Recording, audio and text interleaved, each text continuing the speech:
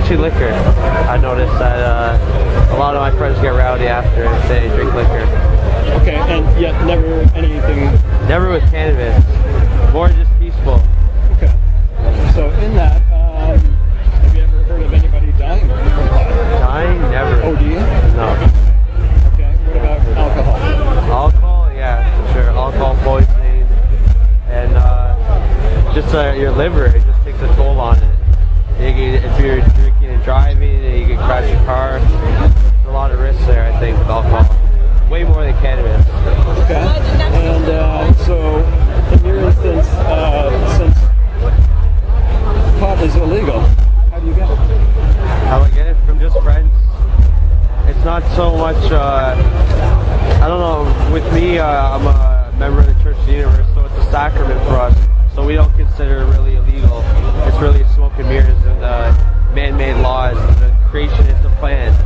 So if it was illegal or anything, I don't know. I think that's just a few men trying to keep it away from the people because they realize all these people come together as just peaceful people. Like there's no violence here, and I think it provokes something in the mind that makes you question reality. It makes you question society, and they don't want to have that. That's what I think it comes down to, really. And I think they just create an image with it. So with your church, what are the beliefs? That's the tree of life. That's a sacrament that it connects us to God, and it connects us to each other, and we worship with it. It connects us to everything. If someone wants to find out more information, what's your website?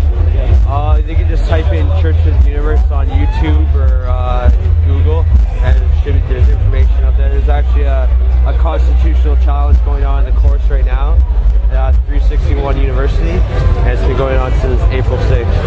There's been expert witnesses there. There's been a couple articles in papers, Toronto Star, National Post. And what are these about?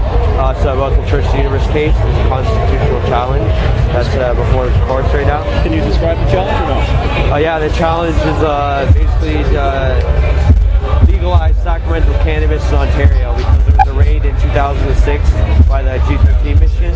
The Toronto Drug Squad raided it, and basically the G13 mission went to court, and 4 years later they now have a constitutional challenge. And now there's 2 members of the church in the challenge. So we've been going to that pretty much every day. Okay. And one thing about this, if it's decriminalized or legalized? Legalized. We're trying to legalize it for sacramental use in the church. So for your instance, it's basically church related. Yeah. But how do you see it for the normal people? For everybody, I think it should be legalized for no matter if it's recreational, medicinal, or sacramental. I think everyone has the right to use it for whatever the reason may be. How do you see that possible? As in physically, how would one buy pot? I just think people should be allowed to grow it, plain and simple.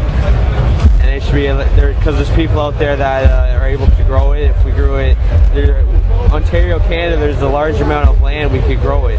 And hemp alone, that cannabis hemp plant would benefit all mankind really if we were allowed to grow it. It's paper. We wouldn't have to cut down any trees with the hemp plant. It's food with the seeds. It provides everything. It provides nutrition.